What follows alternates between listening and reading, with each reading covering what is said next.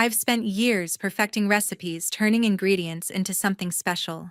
But my stepfather, he laughed it off, said cooking was just messing around in the kitchen while he bragged about my sister's fancy job. At her wedding, he didn't just ignore me, he handed me a pile of dirty plates, sneering, "Keep busy, kid." Right there with everyone watching, he tried to make me feel worthless. What he didn't expect was me turning his plan upside down, creating something that shut him up and left the whole room speechless. Ever been humiliated, but turned it around? Share your story below. Like and subscribe to see how I made him regret it. I'm Ashley Miller, 24 years old, and I've been hooked on cooking since I was a kid, sneaking extra spices into my mom's meatloaf. Growing up in Columbus, Ohio, I'd spend hours mixing ingredients, testing recipes that made my dad's eyes light up before he passed away when I was 10. Cooking wasn't just a hobby, it was how I kept his memory alive. But after Mom married Frank Sullivan, my stepfather, everything changed. He didn't see my passion. He saw a kid wasting time while he bragged about my sister Brittany's real career as an accountant. To him, I was just the screw-up who'd never measure up. Frank came into our lives when I was 12, a loud-talking sales manager who thought he could fix our broken family. He'd strut around our split-level house in the suburbs, always in a cheap suit, acting like he owned the place. Mom Diane fell hard for his take-charge attitude, but I saw through it. He wasn't family. He was a bully who loved control. Brittany, my older sister, she's 27 now, ate it up. She'd been Mom's golden girl before Frank, and he just dialed it up. With her straight-A report cards and later her corner office job, Brittany could do no wrong. Frank would beam at her over dinner, saying things like, "You're going places, kid," while I sat there pushing peas around my plate invisible. It wasn't always like that. When I was little, Dad would let me help in the kitchen, stirring pancake batter or sneaking bites of cookie dough. He'd say, "Ash, you've got a gift. Don't let anyone tell you different." After he died, I held on to cooking like a lifeline. By high school, I was teaching myself techniques from YouTube, sous vide reductions, the works. I'd bring dishes to potlucks, spicy shrimp tacos or lavender-infused cupcakes, and people raved. My culinary arts teacher, Mrs. Larson, even said I could go pro if I kept at it. She got me a part-time gig catering small events, birthday parties, book clubs.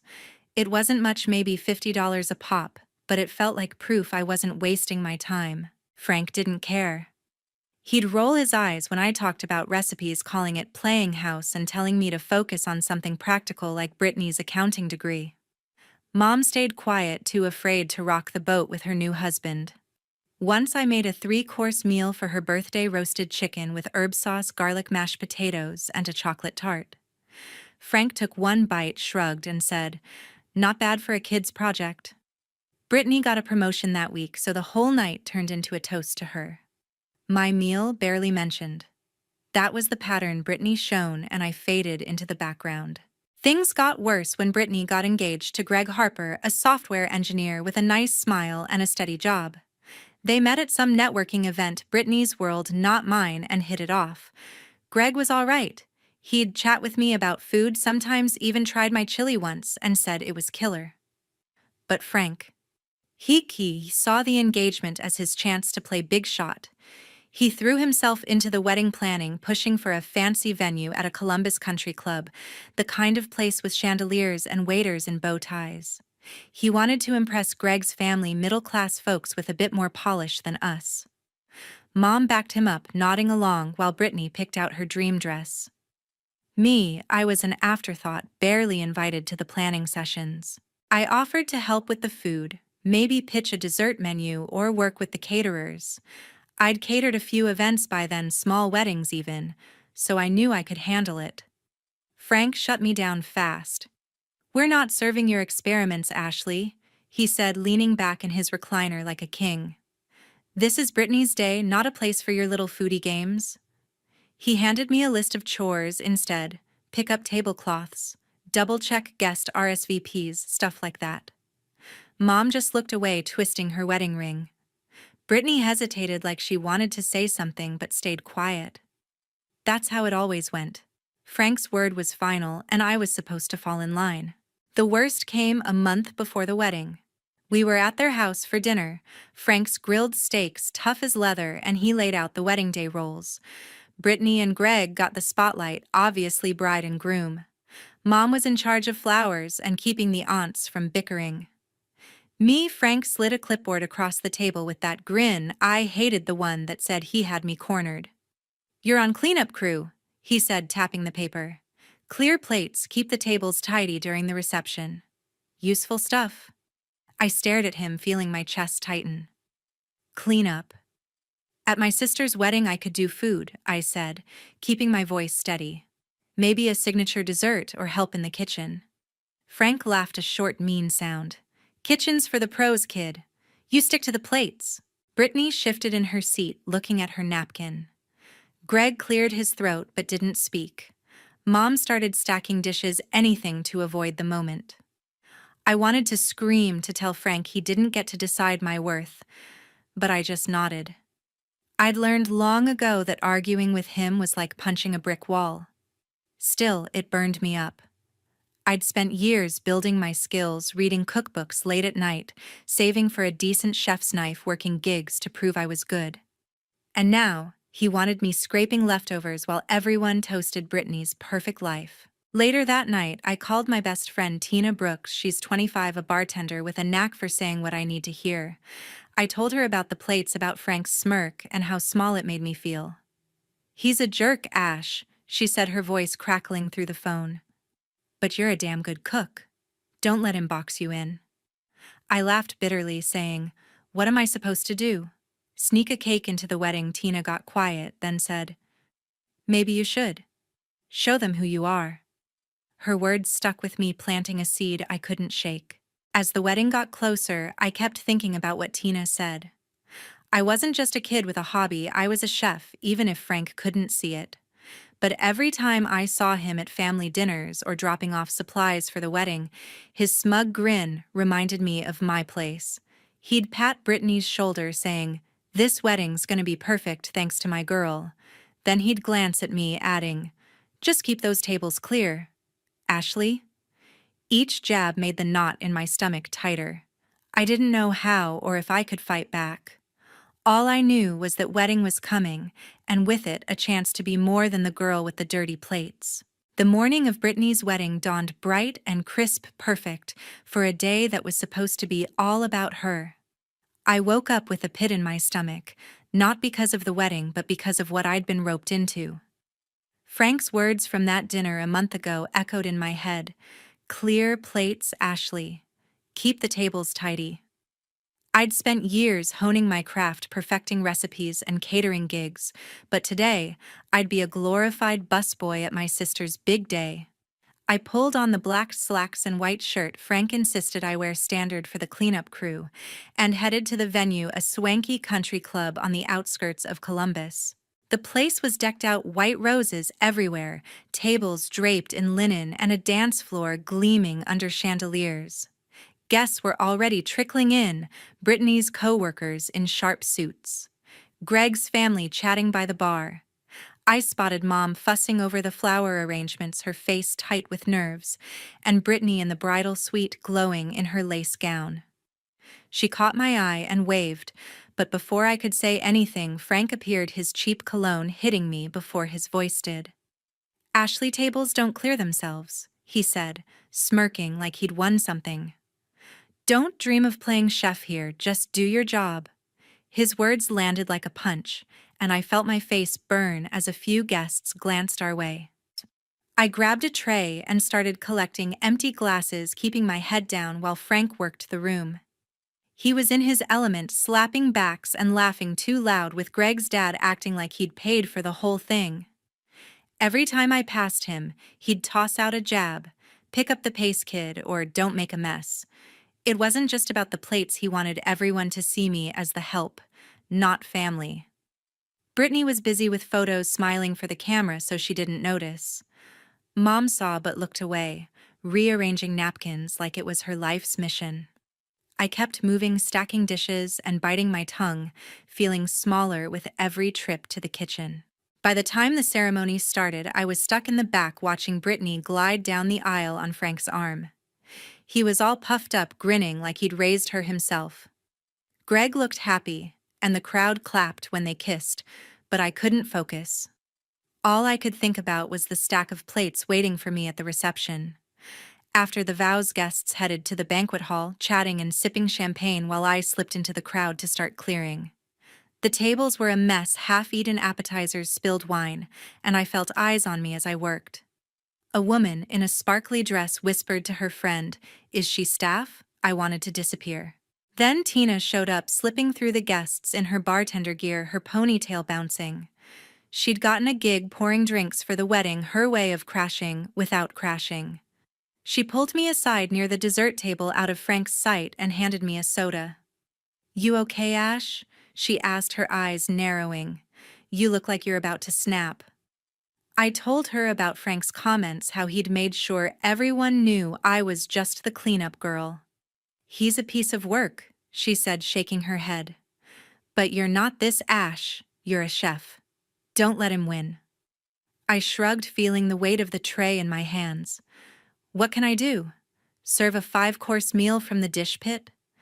Tina grinned, a spark in her eyes. Maybe not that, but don't count yourself out yet. Her words lingered as I went back to work, dodging guests and stacking plates. Around 6, as the reception kicked into gear, I overheard the catering manager in a panic near the kitchen. "The bakery screwed us," he hissed into his phone. "No wedding cake, nothing. We're done for."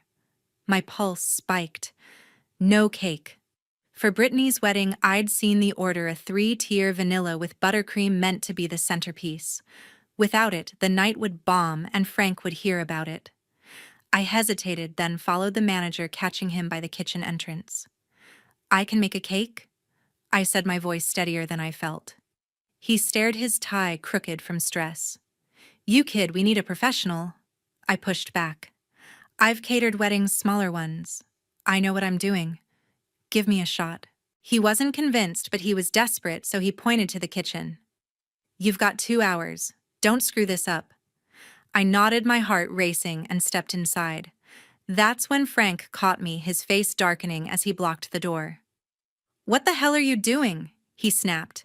"Get back to the tables." I stood my ground, gripping the counter behind me. "They need a cake, Frank. I can save this." He laughed, a cold, cutting sound. "You save Brittany's wedding, stick to the plates, Ashley. You're out of your league." His words stung, but they also lit a fire. I'd spent years taking his crap, shrinking to fit his idea of me. Not today. I turned to the manager, who was still on the phone, and said, "I'm doing this." He waved me in, too stressed to argue. Frank stormed off, muttering about kids these days, but I didn't care. The kitchen was chaos, cooks shouting, pans clanging. I scanned the supplies: flour, sugar, eggs, vanilla, some berries in the fridge. Not ideal, but I could work with it. I'd made cakes before, nothing this big, but I knew the drill. Tina poked her head in, grinning like she'd bet on me. "Kick-ass, Ash," she said, tossing me an apron. "Show that jerk what you've got." I started mixing batter, my hands moving on autopilot while my mind raced. This wasn't just about a cake, it was about proving I wasn't the nobody Frank thought I was. Every time I doubted myself, wondering if I'd crash and burn, I heard his voice. "Out of your league." It pissed me off enough to keep going. I whipped up a vanilla sponge, adding a touch of almond for depth, and prepped a buttercream frosting. The berries would be a filling, maybe a quick jam if I had time. I glanced at the clock, 90 minutes left. My stomach churned, but there was no backing out now. As I poured batter into pans, ignoring the sweat on my forehead, I thought about Brittany. Would she hate me for stepping in? Or would she get it? I didn't know, but I couldn't let her day fall apart. And Frank, he'd made this personal. If I pulled this off, he'd have to eat his words, smug grin and all. I slid the pans into the oven, praying they'd bake evenly, and started on the jam. The kitchen felt like a battlefield, but for the first time that day, I wasn't just clearing plates. I was fighting for myself. The kitchen was a war zone, cooks yelling over sizzling pans, waiters darting in and out, And me, Ashley Miller, standing at a cluttered counter with 90 minutes to save Brittany's wedding. No wedding cake.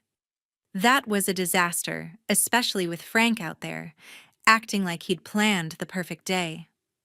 I'd promised the catering manager a 3-tier cake, and now staring at sacks of flour and a fridge with some berries I had to deliver. My hands shook as I grabbed a mixing bowl, but Frank's last jab, "You save Brittany's wedding," kept me moving. This wasn't just about a cake, it was about shutting him up for good. I started with the batter, cracking eggs and measuring sugar while the oven preheated. Vanilla sponge was the safest bet, simple but elegant if I nailed it. I added a splash of almond extract for depth, something I'd learned from a catering gig last year. The kitchen clock ticked like a bomb, and sweat beaded on my neck. I'd made cakes before, dozens for birthdays and small events, but never under this kind of pressure. Never with a room full of guests waiting or a stepfather betting on me to fail. I whisked the batter until it was smooth, ignoring the chaos around me, and poured it into 3 mismatched pans I'd scrounged from the supply rack. While the cakes baked, I tackled the frosting. Buttercream was my go-to, rich and forgiving. I grabbed butter from the cooler and started creaming it with powdered sugar, adding vanilla and a pinch of salt to cut the sweetness. The berries in the fridge, strawberries and raspberries, would make a quick jam for the filling. I tossed them into a pot with sugar and lemon juice, stirring over a burner while keeping an eye on the oven. The smell of baking sponge and simmering fruit filled the air, grounding me despite the nerves. I could do this. I had to. About 20 minutes in, while I was straining the jam, a woman in a sleek blazer poked her head into the kitchen. She had sharp eyes and a notepad, looking out of place among the sweaty cooks. "You the one making the cake?" she asked, her voice crisp but curious. I nodded, wiping my hands on my apron. "I'm Lydia Carson," she said, stepping closer. "Food critic. Heard the bakery flaked. What's your plan?" My stomach dropped. "A critic." "Here," I stammered, saying I was whipping up a vanilla cake with berry filling and buttercream. She raised an eyebrow, scribbling something down. "Ambitious for a last-minute fix. I'll be watching." She left before I could respond, and I felt like the air had been sucked out of the room. Lydia's visit rattled me, but it also lit a spark. If a food critic was watching, I couldn't half-ass this. I checked the cakes, golden and risen perfectly, and pulled them out to cool. The jam was ready, thick and tangy, so I set it aside and finished the buttercream, beating it until it was fluffy. Time was slipping, 45 minutes left. I started assembling, leveling the cakes with a knife and spreading jam between layers. The buttercream went on next, smooth, and even, no crumbs in sight. I'd found some edible flowers in the fridge, white and delicate, so I saved them for decoration. It wasn't the fancy tiered masterpiece Brittany had ordered, but it was mine, and it was damn good. Tina ducked in her bartender vest, splattered with grenadine, and gave me a thumbs up. "You're killing it, Ash," she said, grabbing a spoon to taste the leftover jam. "This is gonna blow their minds." I laughed, nervous but grateful, and asked her to keep an eye on the dining room. "Is Frank still out there acting like a big shot?" I asked. She rolled her eyes. "Yup, telling everyone how his girl Brittany pulled off the perfect wedding." Her words stung, but they pushed me harder. This cake wasn't just for Brittany or the guests. It was for me to prove I wasn't the nobody Frank thought. With 10 minutes to spare, I finished the cake, stacking the tiers carefully and piping simple swirls around the edges. The edible flowers went on top, arranged in a loose crown that looked effortless, but took every ounce of focus I had. I stepped back, heart pounding, and took it in 3 tiers of vanilla sponge layered with ruby red jam and creamy frosting topped with flowers that caught the light. It wasn't perfect, but it was beautiful. The catering manager burst in his face, less panicked now. "Ready?" he asked. I nodded, grabbing the cart to wheel it out. "Let's do this," I said, my voice steady despite the butterflies. The banquet hall was buzzing, guests, laughing glasses, clinking music, humming in the background. I pushed the cart through the crowd, feeling every eye turn my way. The manager led me to the center table where Brittany and Greg sat surrounded by family. I caught Frank's face first, his smirk fading as he saw the cake. Brittany gasped, her hands flying to her mouth. Greg leaned forward, grinning like a kid. The room went quiet, conversations trailing off as I stopped the cart and stepped back. The manager cleared his throat, announcing, "Ladies and gentlemen, the wedding cake courtesy of Ashley Miller." A ripple of murmurs spread, then applause, loud and warm. Guests stood craning to see the cake, some pulling out phones to snap pictures.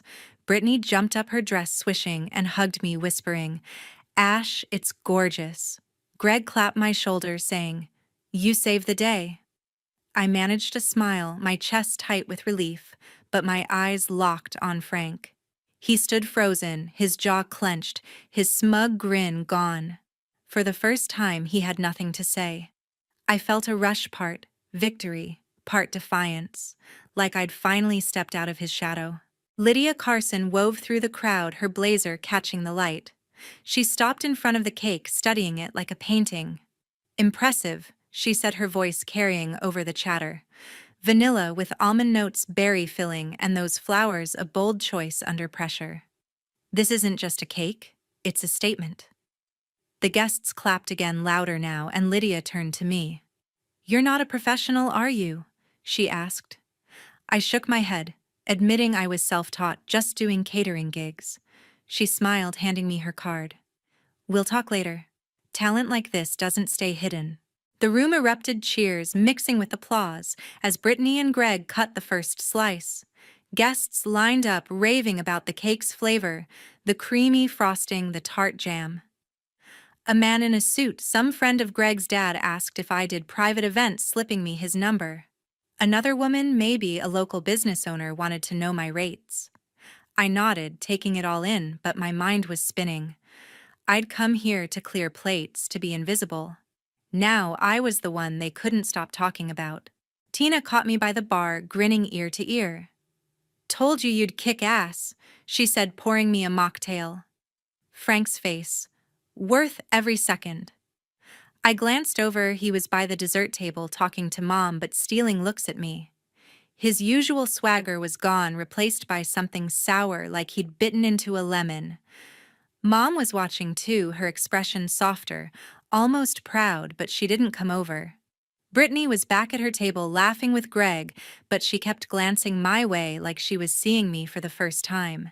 I should have been on top of the world, but a knot twisted in my gut. Frank wasn't done. I knew him too well.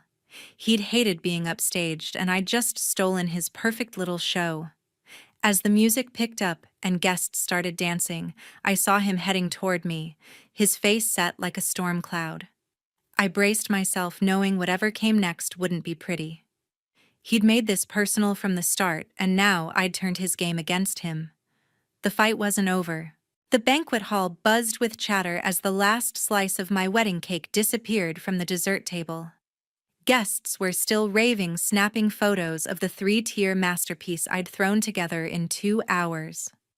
I stood by the kitchen entrance, apron smeared with buttercream, watching people I didn't even know raise their glasses to Brittany and Greg. For a moment, I felt like I'd done something real, not just save the day, but proved I was more than Frank's cleanup girl. Then I saw him storming toward me, his face red and his jaw tight. Frank didn't look smug anymore. He looked pissed. He grabbed my arm, pulling me into a side room where the catering staff stored linens. "What the hell was that stunt?" he hissed, keeping his voice low so no one outside would hear. "You think you can hijack Brittany's wedding with your little cooking show?" His words hit hard, each one meant to cut me down like they always had. I yanked my arm free, my heart pounding, but my voice steady. "I didn't hijack anything, Frank. There was no cake. Someone had to step up. I saved your precious wedding." He scoffed, leaning in close enough that I could smell his stale coffee breath. "Saved it. You made it about you. Always gotta be the center of attention, huh?" I clenched my fists, nails digging into my palms. For years, I'd swallowed his jabs, his sneers about my cooking, his praise for Brittany, while I sat there invisible. "Not this time." "You're wrong," I said, locking eyes with him. You wanted me clearing plates to keep me small, but I'm not your punching bag. I'm a chef, and I just proved it to everyone out there. Frank's mouth twitched like he wanted to laugh but couldn't. Before he could fire back, the door swung open and Brittany stood there still in her wedding dress, her face a mix of confusion and something else I couldn't read. "What's going on?" she asked, glancing between us. Frank straightened up, plastering on that fake smile he used for guests. "Nothing, honey, just telling Ashley she overstepped." Brittany frowned, her eyes landing on me. I braced myself, expecting her to side with him like always, but she stepped closer, her voice firm.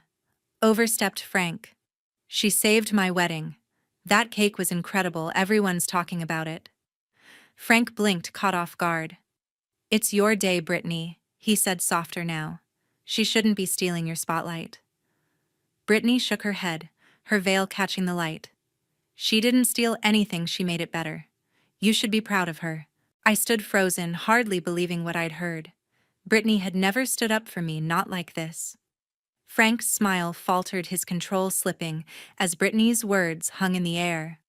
Before I could say anything, Lydia Carson, the food critic who'd praised my cake, walked in, her sharp gray eyes scanning the room. "There you are, Ashley," she said, her tone warm but direct. "I've been looking for you." Frank's eyebrows shot up. He clearly knew who she was. Lydia didn't even glance at him, she focused on me. That cake was extraordinary, perfectly balanced flavors, flawless execution. "I run a restaurant group in New York. We're opening a new spot in Manhattan, fine dining, modern American. I want you on the team." My jaw dropped. I couldn't speak for a second. "New York. A real restaurant. I'm just starting out," I stammered, feeling the weight of her offer. Lydia smiled, handing me a business card. "You're not just anything. Call me next week. We'll talk details." She turned to Brittany, nodding approvingly. "Your sister's got serious talent. You must be proud." Brittany nodded, her eyes soft. "I am." Frank stood there silent for once, like he'd been punched in the gut. Lydia left, and I slipped the card into my pocket, my hands shaking. The door hadn't even closed when another guest approached, a guy in a tailored suit who introduced himself as Tom Delaney, owner of a local bistro called The Rustic Spoon. "Heard about your cake?" he said, shaking my hand. "I need a new pastry chef, someone with your creativity. You free to meet next week?" I nodded, still reeling, mumbling something about my schedule. As he walked away, I caught Mom standing by the doorway, watching quietly. She hadn't said a word during the whole exchange, but her eyes weren't avoiding me anymore. She stepped forward, her voice low. "Ashley, that was really something. I didn't know you could do that." It wasn't much, but from Mom it was huge. Frank cleared his throat, trying to regain control. "Well," he said, forcing a chuckle, "guess you got lucky out there, kid." I looked at him, seeing the cracks in his usual swagger. "It wasn't luck," I said, my voice calm but sharp. "It was me doing what I'm good at." He didn't respond, just adjusted his tie and walked out, muttering about checking on the guests.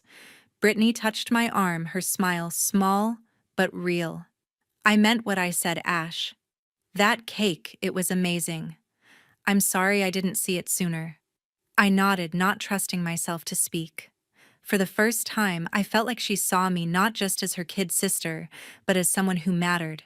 The rest of the reception was a blur. Guests kept coming up, asking about the cake, complimenting the flavors. A woman who ran a catering company slipped me her card, saying she'd love to collaborate. Greg found me by the bar, grinning as he clapped me on the shoulder. "You killed it, Ashley. Brittany's over the moon about that cake." I smiled, feeling a warmth I hadn't expected. Even the catering manager who doubted me gave me a nod, saying, "You pulled off a miracle, kid." I didn't feel like a kid anymore. As the night wound down, I stepped outside for air, leaning against the patio railing. The stars were out bright against the Ohio sky, and I let myself breathe. I'd walked into this wedding expecting to be invisible, hauling plates while Frank lorded over everything. Instead, I'd turned it around, not just for Brittany's day, but for me. Lydia's card burned a hole in my pocket. New York felt like a dream, but it was real. Mom's words echoed too tentative but honest. And Brittany, she'd stood up for me, something I never thought I'd see. I wasn't naive. Frank wouldn't change overnight. He'd probably spin this to his buddies, act like he'd always known I had potential. But it didn't matter. I'd seen what I could do, what I was worth, and no one could take that away. The question now wasn't whether I could make it as a chef. It was where I'd go next, and what I'd do with the chance I'd fought for. 3 weeks after Brittany's wedding, I stood in my tiny Columbus apartment boxes, packed and labeled, ready to leave Ohio behind. Lydia Carson's business card sat on my kitchen counter, worn from how many times I'd held it. Her offer wasn't just a job, it was a ticket to New York, a chance to work in a real kitchen, to be a chef, not the girl Frank Sullivan thought belonged in the dish pit. I'd called her the Monday after the wedding, my hands shaking as I dialed. "We start training in a month," she'd said, her voice crisp but kind. "Be ready to work hard, Ashley." I was ready, more than I'd ever been. Leaving wasn't easy. Columbus was all I'd known, my dad's old house, the diner where Tina and I grabbed late-night fries, the community college where I'd taken my first culinary class. But staying meant living under Frank's shadow, his sneers, and his rules. I couldn't do it anymore. The wedding had changed me, not just because of the cake or Lydia's offer, but because I'd finally seen my own worth. Frank could call it a stunt all he wanted. I knew what I'd done. I'd turned his attempt to humiliate me into the moment that set me free. Frank didn't take it well. A few days after the wedding, he cornered me at Mom's house, where I'd stopped to drop off some borrowed cookware. He was in his usual spot, sprawled in his recliner, a beer in hand, but his grin was gone. "Heard you're running off to New York?" he said, his tone half mocking, half bitter. "Think you're a big shot now?" I set the pans on the counter, keeping my back straight. "I'm not running, Frank. I'm starting my life, something you never thought I could do." He leaned forward, his eyes narrowing. "Don't get cocky, kid. You got lucky with that cake. Real world's gonna chew you up." I looked at him, really looked, and saw a man who needed to put me down to feel big. "Maybe," I said. "But that's my call, not yours." He tried to spin it later, bragging to his golf buddies about my stepdaughter, the chef, like he'd been in my corner all along. I heard about it from Mom, who mentioned it over coffee one morning, her voice hesitant. "Frank's proud in his way," she said, stirring her mug. I didn't buy it. Frank wasn't proud. He was scrambling to save face after I'd proved him wrong. I let it go, nodding to keep the peace. Mom was trying, and that was something. Before I left her house that day, she pulled out a worn leather notebook, yellowed pages filled with handwritten recipes. "These were your grandma's," she said, pressing it into my hands. "She loved cooking like you. You remind me of her, Ashley." Her eyes were soft, almost teary, and I hugged her, feeling a warmth I hadn't in years. Brittany was different too. She and Greg were back from their honeymoon, a week in Hawaii, when she called me out of the blue. "Can we meet?" she asked, her voice quieter than usual. We grabbed lunch at a taco place near her office, her in a blazer, me in my beat-up sneakers. She didn't beat around the bush. "I'm sorry, Ash," she said, pushing her plate aside. "I didn't see how Frank treated you, how I let it happen. I was too wrapped up in my own stuff." I didn't know what to say. Part of me wanted to brush it off, but her words hit deep. "You stood up for me at the wedding," I said finally. "That meant a lot." She smiled, a real smile, not the polite one she used to give. "You're my sister. I want us to be better." We made a deal: weekly calls, no matter how busy life got. It wasn't perfect, but it was a start. Tina threw me a going-away party at her bar, a dive joint with sticky floors and killer wings. She mixed me a mocktail, calling it the Ashley Special, and toasted to my new life. "You're gonna own New York," she said, her grin wide. "And if Frank shows up, I'll pour dishwater in his beer." I laughed, picturing it, and hugged her tight. Tina had been my rock, pushing me to fight when I wanted to quit. I promised to fly her out once I got settled, Maybe show her a real Manhattan kitchen. The day I left, Mom and Brittany drove me to the airport. Frank didn't come, said he had a work thing, but I knew better. It was fine. I didn't need his goodbye. Mom held my hand at the gate, her grip tighter than usual. "You'll do great," she said, her voice catching. Brittany handed me a small gift, a keychain shaped like a chef's hat. "For luck," she said, and we hugged until the boarding call crackled over the speakers. As I walked to the plane, my carry-on bouncing behind me, I felt lighter than I had in years. New York was a whirlwind. I moved into a shoebox apartment in Brooklyn, shared with 2 roommates who ate my leftovers, and started training at Lydia's restaurant, the Saffron Room. The kitchen was intense, chefs barking orders, plates flying, but I loved it. Every dish was a chance to prove myself, to show I belonged. Lydia was tough but fair, pulling me aside one night to say my berry tart had promise. It wasn't a rave, but from her, it was gold. I kept Grandma's notebook on my nightstand, flipping through it when I needed a boost. Her scrawled recipe for lemon pound cake inspired my first menu item, a modern twist that got nods from the sous chef. A month in, I got a call from Brittany. She and Greg were visiting New York for a weekend. We met at a diner near Times Square, her laughing when I ordered a burger after weeks of fancy plates. She told me Frank was still talking about my big break, trying to take credit with his buddies. I rolled my eyes, but it didn't sting anymore. He could talk all he wanted. I was building something real. Brittany showed me pictures from the wedding, my cake front and center in half of them. "You made my day, Ash," she said, her voice soft. I smiled, feeling the gap between us shrink a little more. Looking back, that wedding wasn't just Brittany's, it was the day I stopped letting Frank define me. I'd walked in expecting to be invisible, hauling plates while he played king. Instead, I'd turned his game against him, not out of spite, but because I knew who I was. Cooking wasn't a hobby or a kid's project. It was my life. I didn't need Frank's approval or anyone's to keep going. I'd fought for my place and won. If you've ever had to stand up for what you love against someone who tried to shut you down, I want to hear about it.